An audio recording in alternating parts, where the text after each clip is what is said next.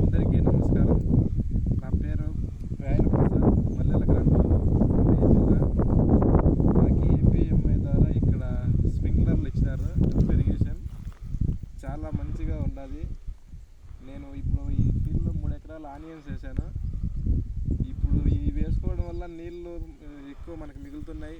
ఈజీగా పని జరుగుతుంది. మనం ఎక్కడ ఉన్నా నీళ్ళు తెచ్చుకొని మంచి సిస్టమ్ ఇచ్చినారు. నీళ్ళు బాగా యూజ్ అవుతున్నాయి. ఇవే దీనివల్ల చాలా లబ్ధి పొందుతున్నాను. నేను ఇక్కడ ఆనియన్స్